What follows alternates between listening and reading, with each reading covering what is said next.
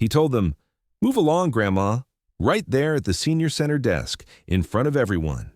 Quick one before we jump in. Where are you watching from today? Drop your city or state in the comments.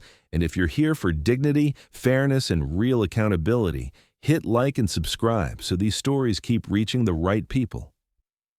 Malik Harrington did not come in looking for a fight. He came in holding his mom's handbag like it was something fragile. Because right now, it was. The senior center lobby was bright, almost too bright. Clean white ceiling tiles, soft beige walls, a row of chairs filled with older folks waiting patiently, some with canes, some with paper folders, some staring at the reception desk like it was a test they did not want to fail. The air smelled like hand sanitizer and instant coffee. Malik's mother, Estelle Harrington, sat in the nearest chair to the counter. She was in a burgundy top, the sort that made you think of Sunday dinners and quiet strength. Her hands were folded tight, knuckles pale, as if she was trying to keep herself together by holding herself down. Malik leaned close. "Mom, talk to me." What did she say? Estelle did not look up at first. Her eyes stayed on the counter, on the paperwork, on the white woman behind the desk who was already turning her face away like the conversation was finished. "She said I don't qualify," Estelle whispered. "She said my file says I'm a problem." Malik blinked. "A problem? For what?" Estelle's mouth trembled, then tightened. "I asked her to explain why my transport voucher was canceled. I asked her to check again, that's all." Malik turned to the desk.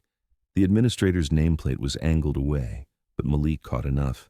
Shannon Voss, white woman, late 30s, early 40s, hair slicked into a neat bun like a warning sign. Navy blazer, white blouse, a smile that was not a smile at all, just the shape of one. And Shannon was holding Estelle's paperwork like it annoyed her to touch it. Malik stepped forward, calm voice, hands open. "Hi, I'm Malik. That's my mom. Can you tell me what's going on?"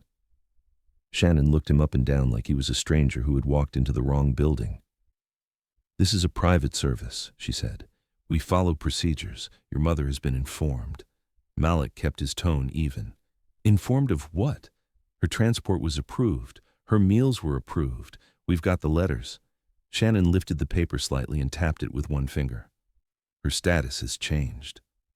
"What changed?" Malik asked. Shannon's eyes flicked to the waiting area, to the line of seniors watching, and then back to Estelle. "You were told, Mrs. Harrington." Estelle swallowed. "You said I was disruptive," she said softly. "You said I was flagged." Shannon's face tightened, and she dropped her voice just enough to feel like she was being polite, but loud enough for the room to still hear. "Mrs. Harrington, please do not do this again." Malik's eyebrows rose. "Do what again?" Shannon leaned forward, voice sharper now, like she wanted control back. "Raise your voice, cause a scene. We have other people waiting." And that's when Malik realized what she was doing. She was labeling. She was building a story in real time. A quiet, older black woman becomes disruptive because she asked a question. A black son becomes aggressive because he asked for clarity. It was the oldest script in the book, just dressed in a blazer and a name badge. Malik glanced around. People were watching. A few looked uncomfortable. A few looked curious. One older man in the third row leaned back and folded his arms like he had seen this film before. Estelle's cheeks flushed. Her shoulders sank, just a little, like embarrassment was trying to push her into the floor. And then Shannon said it. Not to Malik. Not even to Estelle. She said it to the room, like a performance. "Move along, Grandma. You're holding up the line." The words landed like a slap. A couple of people gasped. Someone muttered, "Oh my goodness." Estelle's eyes went glassy. Malik felt something hot rise in his chest, fast, instinctive. But he did not shout. He did not slam the counter. He did not give Shannon what she wanted. He took a breath, slow and controlled. "Mom," he said gently, "look at me. You're all right." Then he turned back to Shannon. "Don't speak to her like that." Shannon's face hardened. "Sir, you need to lower your tone." "My tone is fine," Malik said. "Yours isn't." Shannon straightened, picked up a clipboard from the counter, and with that motion alone she looked like someone who had power. "If you continue to disrupt this space, I will have security escort you out." Malik nodded, still calm. "Bring security. But first, tell me exactly what policy you're using to cancel her services." Shannon's eyes narrowed. She did not answer the question. Instead, she turned slightly toward the waiting area. "This is exactly what I mean," she announced. "We do not tolerate intimidation here." Intimidation. Malik looked around again. People were watching more closely now, not just waiting, witnessing. And that is when he noticed someone else. A man sitting near the back, not elderly, not staff. Early 40s, plain clothes, gray jumper, neutral expression, not gawking like the others, observing like he was counting details. He held a simple leather wallet in his hand, but he wasn't showing it. Not yet. Malik did not know why, but something about that man felt still. The kind of still you get when you are trained not to react. Shannon snapped her fingers at a younger staff member near the side door.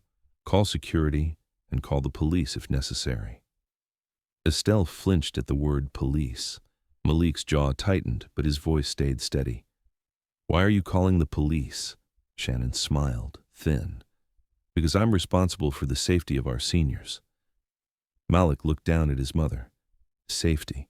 His mother was the senior, and she looked like she wanted to disappear. Malik crouched slightly beside her chair. "Mom, do you have the letter?" Estelle nodded and opened her handbag with trembling fingers. She pulled out a folded paper, creased from being held too tightly. Malik took it carefully, unfolded it, and held it up. "This letter says she's approved," he said. "Transport assistance, meal support, everything."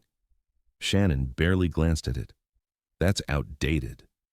"It's dated last week," Malik replied. Shannon lifted her chin. "Then the system has updated since then." Malik's eyes flicked to her name badge, finally visible now. "All right, Shannon, I'm going to ask you one more time. What specifically changed?" Shannon leaned forward, voice low and clipped.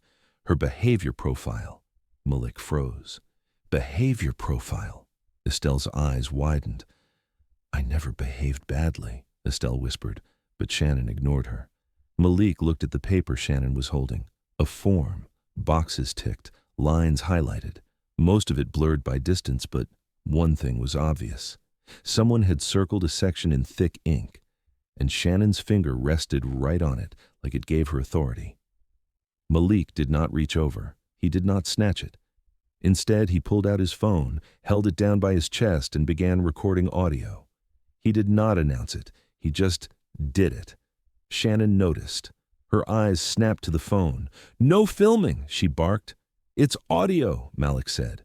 "No recording," Shannon corrected, louder now. "This is a secure facility."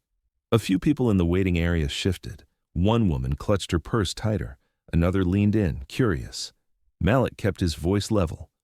"You're accusing my mom of something, in public. I'm protecting her." Shannon scoffed.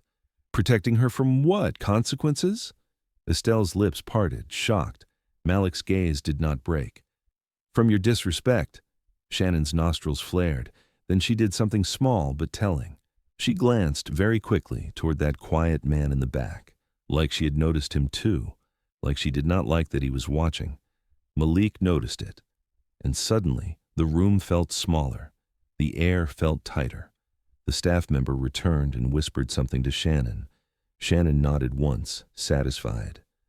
"Security is on the way," she announced. Malik swallowed, then leaned to his mother again. "Mum, breathe, slow, in and out." Estelle tried, but her hands shook more now, and then she whispered something that made Malik's stomach drop. "They did this to June," she said. Malik blinked. "Who's June?" Estelle's eyes flicked to the waiting area, to a woman near the wall, older, gray curls, holding a folder against her chest. "That lady," Estelle murmured. "June. They told her appointment never existed. She cried in the parking lot. I saw it last month." June's eyes met Estelle's for a second, and June looked away quickly, ashamed, like she had been trained to accept mistreatment as normal. Malik felt anger surge again, but he kept control. "Okay," Malik said quietly. "So it's not just us." And at that exact moment, the quiet man in the back finally stood up. He moved without urgency, but with purpose. He walked to the water station, poured a small cup, and brought it to Estelle. "Ma'am," he said gently, "drink this. Slow sips." Estelle looked up, startled. "Thank you," she whispered. Malik watched him carefully. The man's voice was calm, neutral, not trying to be a hero, just present. Malik nodded once, respectful. "Appreciated."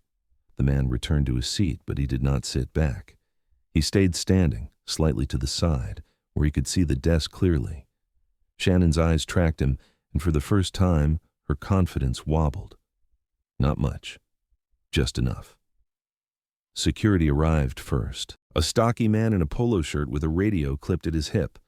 He walked straight to Shannon, not to Malik, like he already knew which side he was supposed to be on. Shannon pointed, like she was directing traffic. "Escort them out." Security looked at Malik. "Sir, you need to leave." Malik nodded once. "I will. After you tell me why you're removing an elderly woman who's done nothing wrong." Security's face stayed blank. "I'm following instructions." Malik turned to Shannon again. "Last chance. Explain it, or call your supervisor." Shannon laughed, a sharp little sound. "I am the supervisor." Malik's eyes held hers. "Then I'm asking for whoever is above you, the director, the board, someone." Shannon's smile vanished. "We don't answer to you." And she leaned in close enough that Malik could smell her perfume, clean and expensive. "Move along," she repeated, slower, nastier, "or you'll be removed." A murmur rolled through the waiting area. This was no longer a private disagreement. This was public humiliation. And Shannon liked it. She liked having an audience. Malik felt his mother's shoulders shake under his arm as he gently rested his hand on her upper back.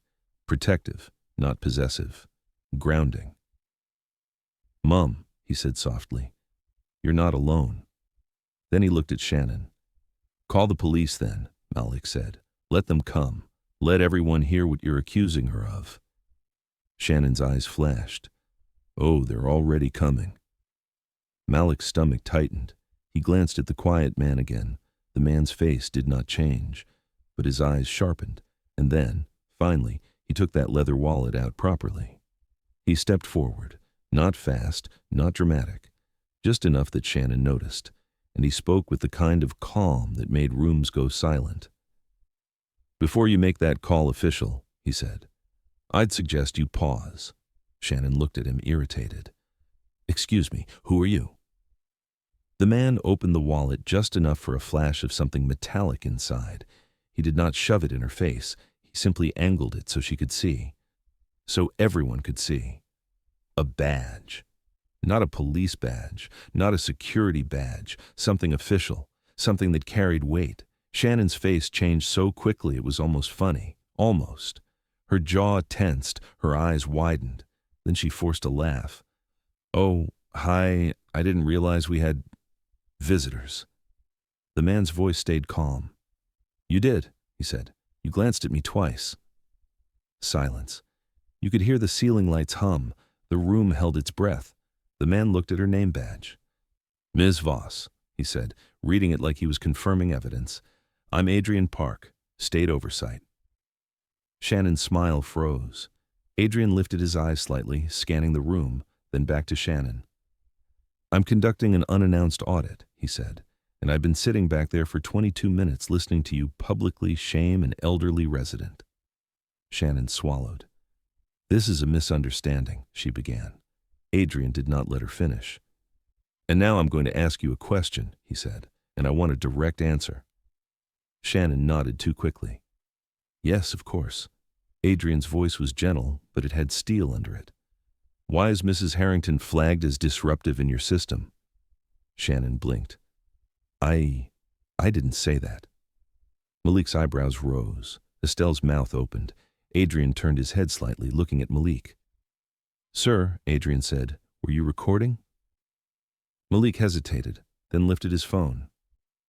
"Audio," he said. Adrian nodded once. Good. Shannon's face flushed. Adrian looked back at her. Answer the question. Shannon's voice turned clipped again, defensive. I'm not at liberty to discuss private files in front of a lobby full of people. Adrian nodded as if that was reasonable. Fair point, he said. So let's do it properly. He turned calmly to the waiting area. Folks, he said, voice carrying, I'm going to ask staff to step into the side office so I can handle this. Please remain seated. If you witnessed any part of what just happened, I may ask for a statement later. A ripple went through the room. People sat up straighter. Shannon forced a tight laugh again. There's no need to alarm anyone. Adrian's eyes stayed on hers. You already did. Shannon's throat bobbed. Security looked confused now, eyes flicking between Adrian and Shannon, unsure who to follow. Adrian turned to security. Sir, he said politely, stand down. Security hesitated. Shannon snapped, he works for me. Adrian did not raise his voice. He works for safety, Adrian said, and right now you are escalating a situation that did not need escalation. Then Adrian turned back to Shannon. Side office, he said. Now. Shannon stiffened. I need to call my director. Adrian nodded. Do that, in the office, with me present. Shannon's eyes darted again, searching for a way out. Malik watched her. He could almost see her calculating how to turn this into a story where she was the victim. But the room had seen too much, and Adrian had heard everything.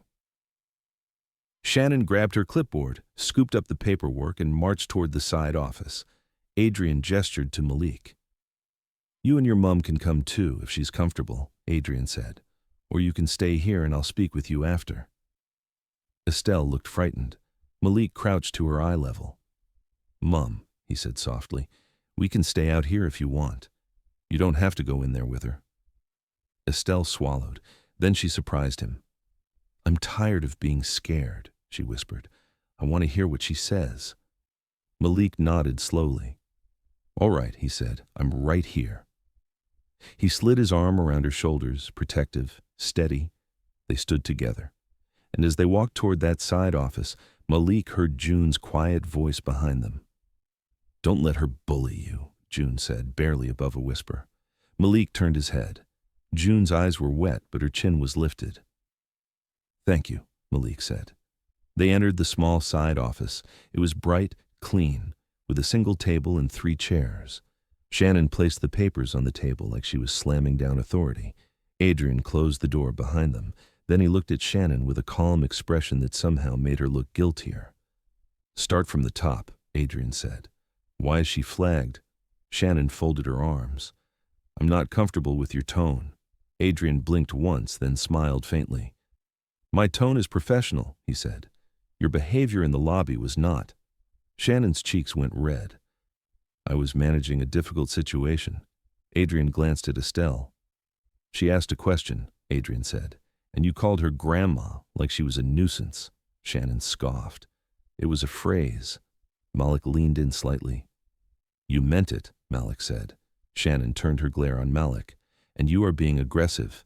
Adrian cut in immediately. No, he said. He is being protective. There is a difference. Don't try that with me. Shannon's mouth shut. Adrian slid a small notepad out and wrote something down. That tiny action changed the atmosphere. Shannon noticed it too. Her eyes flicked to the notepad. Are you documenting me? She snapped. Yes, Adrian replied. That's what oversight does. Shannon sat, finally, but her posture was rigid, defensive. Adrian placed his badge wallet on the table, open, visible. Then he placed something else beside it, a thin folder, plain, no big logos. But something about it made Shannon's breathing change. Adrian tapped the folder lightly. We have complaints, he said, multiple, about this facility. Shannon laughed too quickly again. That's ridiculous. Adrian's eyes did not move. Complaints about seniors being denied services without clear explanation, he continued. Complaints about certain people being labeled disruptive for asking basic questions. Complaints about patterns. Shannon's face tightened. What patterns? Adrian tilted his head slightly. You tell me, he said. Shannon leaned back. This is going nowhere until my director is here. Adrian nodded. Call them. Shannon pulled out her phone, fingers tense, and dialed. It rang once, twice. She put it on speaker like she wanted the room to hear she had support. A man answered. Shannon? Her voice softened instantly. Hi, David. We have a situation. There's a man here claiming he's from state oversight, and he's interfering with operations. Malik's eyebrows lifted. Claiming. Adrian did not react. David's voice sharpened through the speaker. Put him on. Shannon slid the phone toward Adrian with a smug look. Adrian took it, calm. Adrian Park, he said. State oversight. I'm in your facility with Mrs. Harrington and her son. I witnessed your administrator publicly shame her, attempt to remove her with security, and threaten police involvement without justification. Silence on the line. Then David cleared his throat. Mr. Park, he said carefully, I'm not sure what you think you saw, but Shannon is one of our best. Adrian nodded, as if he expected that. I'm sure she is, Adrian said. Now, are you aware that Mrs. Harrington was approved for services last week and then suddenly flagged disruptive today? Another pause. David's voice dropped. Shannon, what is he talking about? Shannon's eyes flashed. She became argumentative. Estelle's face crumpled. Malik tightened his arm around her shoulders. Adrian spoke before Malik could. Argumentative, Adrian repeated. She asked why her transport voucher was canceled. David's voice sounded uneasy now. Shannon, did you cancel her voucher? Shannon's jaw clenched. The system did. Adrian leaned slightly forward. And yet the cancellation was processed under your login, Adrian said. Shannon went still. Malik's eyes widened. Adrian watched her carefully. He did not gloat. He simply waited. David's voice turned sharp. Shannon, Shannon's voice rose. This is unfair. I'm being ambushed. Adrian's tone stayed measured. You're being audited, he corrected. Ambush is what you did to her in the lobby. Silence again. Then David sighed. Mr. Park, he said, what do you want? Adrian's answer was simple. I want the intake logs for the last 90 days, he said. I want your denial reasons. I want your behavior flag criteria. I want CCTV access for the lobby for today. And I want you to confirm on record that Mrs. Harrington's services will be reinstated immediately. Shannon's mouth opened, outraged. David hesitated. Adrian added one more detail calmly. And I want the billing submissions you've made tied to attendance counts in this building. That landed. Shannon's eyes widened again. Malik's stomach tightened. Billing submissions? This was bigger than a voucher. David's voice turned cautious, almost nervous.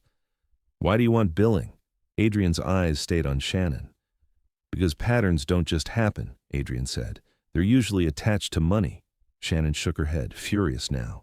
You are accusing us of fraud. Adrian's voice stayed calm. I'm saying we are going to check, he said. And if your facility is clean, you'll be fine.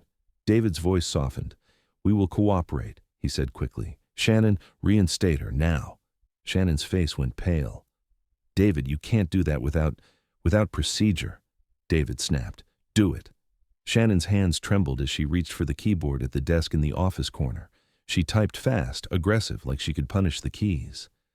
Adrian watched, then glanced at Malik. Sir, he said, your mom's services should show active within the hour. I'll confirm before you leave. Estelle's eyes filled. I didn't do anything wrong, she whispered, like she needed someone official to say it out loud. Adrian's voice softened. I know, he said, and I'm sorry you were treated like that. Shannon whipped around. This is ridiculous, she snapped. She is not innocent. She was disrespectful. Malik looked at Shannon. Disrespectful, he repeated. Because she asked you to explain a cancellation. Shannon leaned forward, angry. You people always think rules don't apply to you. The room went cold. Malik's eyes narrowed. Estelle flinched. Adrian's pen scratched the notepad once more, and Adrian's voice, still calm, somehow became more dangerous. Repeat that, he said. Shannon froze. I didn't. You did, Adrian said, and now it's documented. Shannon's lips pressed tight. Adrian stood. We're going back into the lobby, he said. You are going to apologize, in front of the people you performed for. Shannon's eyes widened. I will not. Adrian tilted his head. Then we can add refusal to cooperate with oversight, he said. Your choice. Shannon's throat bobbed. Malik did not speak. He just held his mum tighter. They walked out together, back into the lobby. The waiting area had gone quiet, like a courtroom. People watched Shannon come out behind Adrian. They watched Estelle come out with Malik's arm around her. They watched the security guard now standing to the side, uncertain. Adrian stepped forward, facing the room. Thank you for waiting, he said. Mrs. Harrington's services are being reinstated, and we are opening a review into how residents have been treated here. Shannon's face twitched. Adrian turned to her. Apologize, he said. Shannon swallowed. Her eyes scanned the room. She realized she had lost the audience, and for a second, she looked like she might refuse. Then she spoke, stiff, forced. Mrs. Harrington, she said, I apologize if you felt disrespected. A groan went through the room. Even the seniors knew that wasn't an apology. Adrian's eyes stayed on Shannon. Try again, he said, calm. Shannon's cheeks reddened. I apologize, she said louder, for my words in the lobby. I should not have spoken to you that way. Estelle's shoulders shook slightly. Malik leaned close and whispered. You did nothing wrong, he reminded her. Adrian turned to the waiting area. If anyone here has experienced anything similar, he said, I will be staying for statements. You are not alone. June stood up slowly, clutching her folder. I have, June said, voice trembling but brave. Another man stood. So have I, he said. Then a woman. Me too, she said. The room began to change. Shame started to lift, and something else replaced it. Truth. Shannon looked around, and for the first time she looked scared, because the thing that protected her wasn't policy. It was silence, and the silence was ending. Now, pause here for a second, because I want to know something. Have you ever watched someone get treated unfairly in public, and you didn't know whether to speak up? Tell me in the comments, because that moment right there is where change either starts or dies.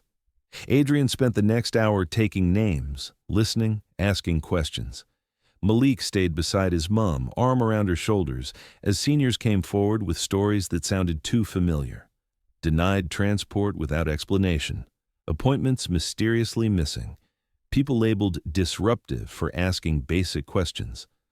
One woman admitted she had been told quietly that her attitude made her not a good fit. Another man said he was asked to sign a form he didn't understand. A withdrawal form. Malik's stomach turned because he realized what Shannon had tried to do. She tried to push Estelle into signing herself out. Voluntary, clean, no complaint, no accountability. Adrian asked one last question in the lobby, voice calm but loud enough for staff to hear. Who created the behavior flag system you're using? A young receptionist, eyes wide, whispered. Shannon did, Shannon snapped. That's not true. Adrian looked at her. Then show me the policy, he said. Printed, approved, signed. Shannon's mouth opened, then closed. Because she did not have it. The police officer arrived late, called in by Shannon earlier. He walked in with that cautious posture officers get when they don't know what they're walking into. Shannon rushed to him. Officer, she said quickly, he's been causing a disturbance. The officer looked at Malik, then at Estelle, then at the room full of seniors watching. Then his eyes landed on Adrian's badge. His posture shifted. Sir, the officer said to Adrian, you with the state? Adrian nodded. Oversight, he said. We're fine here. The officer looked at Shannon, then back at Adrian. All right, he said. We'll clear out. Shannon's face twisted. You can't just leave, she hissed. They were disruptive. The officer's voice stayed flat. Ma'am, I'm not arresting someone for asking questions. Shannon looked like she might explode, but she didn't, because she couldn't, not with everyone watching. Later that afternoon, the center director arrived in person. David. He walked in with a forced smile, eyes darting, trying to assess damage. He approached Estelle with hands open, politician style. "Mrs. Harrington," he said, "I'm terribly sorry. This is not who we are." Estelle looked at him with tired eyes. "It happened," she said softly.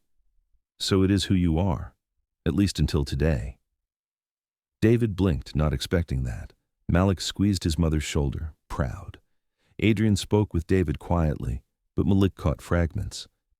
Data irregularities, denial patterns, funding review, immediate suspension pending investigation. David's face drained of color with every sentence. By the time Adrian finished, David looked like someone had pulled the floor out from under him. Shannon was pulled aside by HR, visibly furious, still trying to whisper her way out of consequences. But the lobby had become a wall of witnesses, and walls don't whisper. They hold. When Malik finally guided his mom outside, the late afternoon sun hit their faces like relief. Estelle stopped on the pavement, breathed in deeply, and let her shoulders drop for the first time all day. "I thought I was going mad," she whispered. "Like maybe I did something wrong and I just forgot." Malik shook his head. "No," he said. "They wanted you to doubt yourself." Estelle looked at him. "You didn't shout," she said, voice full of emotion. You didn't give them an excuse." Malik swallowed. "I wanted to," he admitted, "but I kept thinking, if I react, they win." Estelle nodded slowly. Then she surprised him again. She reached up and placed her hand on his cheek. "You protected me," she said. Malik's throat tightened. "Always," he said. Across the car park, Adrian stepped out too, folder under his arm, phone to his ear. He caught Malik's eye and walked over. "Mr. Harrington," he said. Malik nodded. "Thank you," Malik said, "for stepping in." Adrian's face stayed calm, but his eyes were serious. "I didn't step in because I'm nice," he said. "I stepped in because what happened today is part of something wider." Malik's stomach tightened again. "Wider?" Adrian lowered his voice just slightly. "Your mum's name showed up in a pattern," he said. "That's why I was there." Estelle's eyes widened. "A pattern," she whispered. Adrian nodded once. "And today confirmed what we suspected." Malik opened his mouth to ask more, but Adrian's phone buzzed. He glanced down, then back up. "I can't say more right now," Adrian said, "but you did the right thing by staying calm and demanding clarity." He handed Malik a small card, no big logo, just a name and a number. "If anything else happens," Adrian said, "call me directly." Malik took it. "Will she be okay?" Malik asked, nodding toward his mom. Adrian looked at Estelle with respect. "She will," he said, "because she isn't alone anymore." Then Adrian turned to leave. As he did, Malik noticed something, a folder edge sticking out of Adrian's stack. Just for a second, a case number, bold black digits, and beneath it, a single word stamped on the tab. Marigold. Malik's eyes narrowed. Adrian noticed Malik noticing. He adjusted the folder immediately, covering it. And in that small, quick motion, Malik felt the hair rise on his arms. Because that wasn't a normal folder, that was an investigation folder. Adrian looked at Malik, just for a moment, eyes serious. "You didn't see that," Adrian said quietly. Malik's mouth opened. "What is Marigold?" Adrian's jaw tightened. Then he gave Malik a look that felt like a warning and a promise at the same time. "Ask your mom if she ever heard your late father mention that word," Adrian said softly. Estelle froze. Her eyes widened like something deep in her memory had just shifted. Malik's heart thudded. But before either of them could speak, Adrian's phone rang again, and he stepped away, already moving. The moment passed, but it did not disappear. Malik helped his mom into the car. He buckled her seatbelt gently. Then he sat in the driver's seat, hands on the wheel, and stared forward for a second, breathing. Estelle's voice was small. "Malik," she whispered. He looked at her. I think your father did say that word once, she said, a long time ago, and he told me to forget it. Malik's stomach dropped. He swallowed. Why would he say that? Malik asked. Estelle shook her head slowly. I don't know, she admitted, but I remember how he looked when he said it. She stared out the window. Scared, she whispered. Malik exhaled, slow. The main battle was won. His mum's dignity was restored. Shannon was exposed. The center was under review. The community spoke up. That story was done. But a new question had just been planted, quiet and sharp. Marigold. Malik started the engine. He looked at his mum. We'll deal with that when we're ready, he said. Estelle nodded, and for the first time all day, she smiled slightly. Thank you, she said again. Malik drove them home, and as the senior center shrank in the rearview mirror, Malik realized something important. Sometimes justice doesn't start with a courtroom. It starts with refusing to be silenced in a lobby full of strangers.